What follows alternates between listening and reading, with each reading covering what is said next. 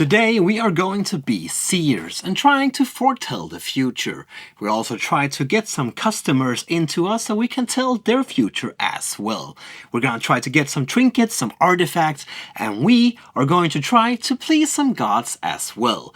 Because the player that managed to please 2 of the 4 gods in play will win the game first.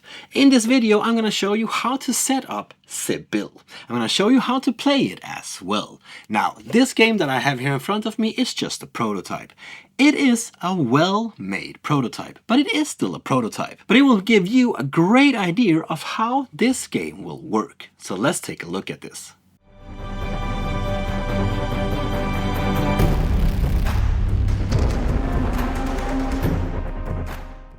We start by putting the board together in the center of the table for all players to easy reach. We then need to shuffle the artifacts but also the trinkets. Once we have done that, we place them out on these 2 spots on this board. Then we draw the top 3 cards from each deck and put them out on this market face up. Next we need to put out the customers in the center of this circle. We need to put them in this bag and shuffle them first. Then we need to draw 2 plus the number of players. Which side should be facing up is placed out at random during setup. But later during gameplay it will not be random. Next we need to place out 4 divine blessing cards. These here are the different gods that we need to please during our gameplay. And you can see what you need to achieve on the left side of these gods. We need to have 4 of these faced up. Next, each player needs to choose a color they would like to portray as. They also need to take a player board. Plus they need to take a deck of tarot cards with the same color as their player color. Plus an 8 card. You can find the color on the lower backs of the cards. Here we have your fame token, we have your power token, and we have 2 blessing disc. The player's fame and power symbols goes on 0 out on the track on the board. The player who most recently had a sharp insight gets the first player token and becomes the first player. You could also do this at random, of course. Then we also need to deal out some starting resources. Now what you get depends on what player number you are. The first player will get 3 coins and 1 gem. The second player would get 4 coins but no gem. The third player would get 3 coins. And the 4th player would only get 2 coins. Sucks to be you. Now, in Sibille, you are a seer, and you are trying to see into the future, to tell these worried little aristocrats here how their future will be. Or at least you will try to. During your gameplay, you will use these tarot cards. Now, on these cards, you have 2 different options that you can do. And these are the cards that you will use in this game to actually do the different actions that you can do. A player has a deck of 22 cards that they can use during their gameplay. You have one base effect and then you have one enhanced effect. But here you of course need to pay some gems to activate that effect. Now, before we take a look at the gameplay itself, I think we should take a look at the cards in the game. So this here could be one of your cards that you will use in a future game. Over here we can see a name and a reference icon. Up in the center we can see this card's number. Down here we have the base effect of this card. And on the other side to the right we have the enhanced effect. In the center of these 2 effects you can see the cost from going from the base effect to the enhanced one. Depending on which symbols you have down here in the effect field, you can do different things during your gameplay. But I will show you that in a bit. And then we have the divine blessings. These here are the gods, and they have a condition that you need to meet to be able to win the game. Here you can see that if you are 2 players, you should have 9 gems. If you have that, you put your little blessing token on that card to show that now you fulfill that blessing. Just be aware because some of these blessings have this symbol here, meaning that you need to fulfill this objective during the entire game to be able to actually fulfill the objective. So if you, for example, have 9 gems, but then all of a sudden you have 8, well then you would need to remove your disc again, because now you no longer fulfill this blessing. During the game you will be able to buy artifacts, but also trinkets. Now, in these artifacts here, we have 3 extremely powerful ones, called mystical artifacts. The ones with a golden frame on. You should keep a lookout for them, because they're quite powerful. Let's take a closer look at the artifacts, but also on the trinket cards. In the top left corner we can see the name of these cards. In the bottom left corner we can see the cost of buying that card. Now, if we look on the other side on the artifact cards, we can see that they're split up into 2 halves, one top and one bottom. The top half is activated if you play the gear token, and the bottom half is activated if you reveal these 2 exact cards during your turn. This effect can be activated during your turn if both of these exact indicated cards are revealed in your play line. Now, I will tell you more about your play line in a little bit. If we instead look at the trinket here, we can see that that one is also divided up into 2 halves, one top and one bottom. These 2 effects will activate when you buy the card, and then the card goes away. Now, some of these artifact cards has 2 of these cogwheels on them instead of just 1, meaning that you would need to have 2 token with cogwheels to be able to activate that effect, while also some of them are passive skills. This is an ability or a condition that is always active from the time you purchase it to the rest of the game. And that was the different cards in Sibille. Now that we know how the cards look and what they actually mean, we can start to take a look at the actual gameplay. This game is played out during 4 phases. Some of these phases will be done simultaneously, while other will be done in turn order. Now, let's start by looking at the first phase, preparation. In the preparation phase, each player simultaneously choose the actions that they would like to perform in this round, meaning which cards they would like to play. Now, when we have chosen the cards that we would like to play, we place them in front of us face down. This here will become our play line. And the other players may not know what actions you have chosen, because now they are actually trying to foresee what you're trying to do as well. But if this is our first round, which this is, we need to do one more thing. We need to choose 3 cards to place out below our play line, creating our prophecy line. Now, these cards here represents the cards where you are trying to kind of foresee what the other players will play in their play line. And now we come into phase number 2. And this one is divided into 4 different steps. Now, the first step is where the active player will reveal their cards in their play line. This is the first step. Quite easy, right?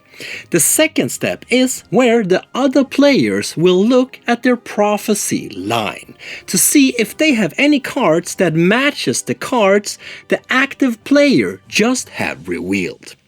If they have any cards that matches these cards, well then they will be rewarded, because they will get 1 gem. And they will get 1 gem per card they manage to match up with.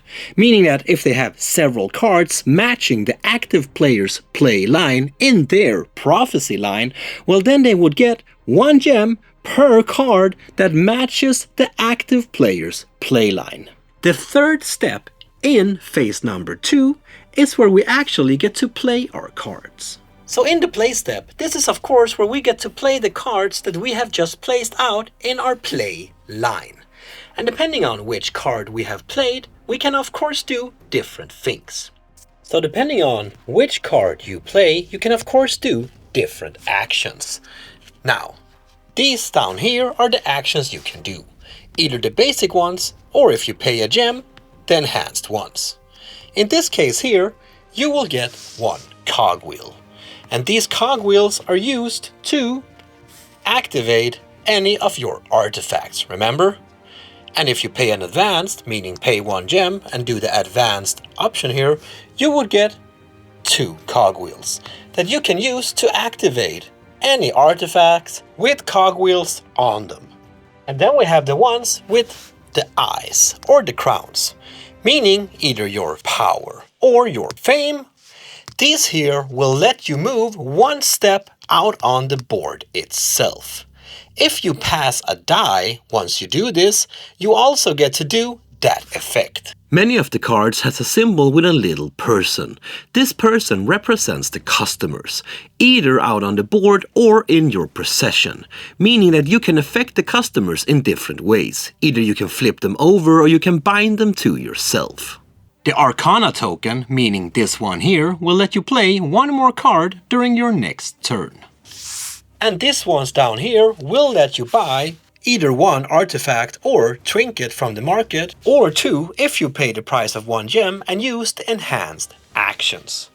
If you buy a trinket, you get to activate 1 of the 2 effects and then put it in the bottom of the deck again. Last one I want to show you is this one here. This here will give you 1 prophecy token.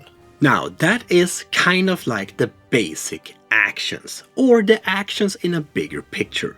There are a lot of more things you can do when you play these cards, but I will let you figure that out by yourself, because there's just that many. Once the player can't or don't want to do any more actions, well, their turn is over and they go into a small, fast little cleanup step. We need to return all the cogwheel tokens to the general supply. So it's a good idea for you to just try to use them as much and as effective during your turn as possible, because in the end of your turn, well, they go away. Then we come into phase number 3. This is where we have a chance to get some customers. Now remember, we put some customers in the center of the board during setup. These customers can now be attracted into you and be connected to your player board. If they are attracted to a player already, meaning connected to a player's board, well then you need to attract them from that player. But if they are in the center of the board, they are considered to be free. Now, depending on which colors these customers have, they are attracted to different things. The yellow customers are attracted to the ones that has the most fame. The purple customers are attracted to the ones that has the most power. The gray ones to the ones that has the most money. The blue ones are attracted to the ones that has the most gems.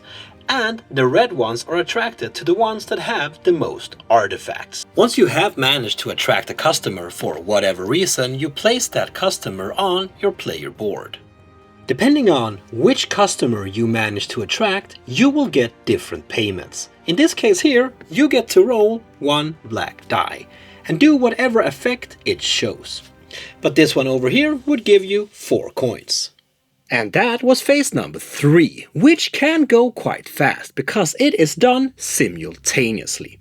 So if you have the most power or whatever you have the most of, well then you simply take that customer and you connect it to your player board. Now, once we have done phase number 3, we go into phase number 4. And this is really just a fast little cleanup step. The first thing we need to do is to remove the 3 cards from our play line, not from our prophecy line. These cards goes back into our deck. But now we also have a chance to change out cards in our prophecy line if we have these prophecy tokens, because you can change 1 card per prophecy token. And once you have used the token to change whatever card you want to from your hand, well, that token goes back to the supply. And this is the way the game goes on until one player manages to fulfill 2 of the 4 blessings out on the board and wins the game. And that's the way you play the game, which is not that hard to learn. Where this game becomes hard is where you need to figure out which card you should use, which card you should play, and which card you should use as a prophecy to try to figure out what the other players are doing, because that is where you really can get these gems, and man, do you need them. The game is quite nice in a way that you simply sit down and manage your own fortune-telling business, trying to attract customers. But it can also get quite player interactive when you try to steal each other's customers. Somebody might have worked really hard to get that customer and all of a sudden you come in and swoop it away. But you still manage your own thing here. You try to figure out what the other players have coming, to try to figure out their prophecies and foresee the future, and you become really happy when you actually manage to do that, because that is harder than you might think.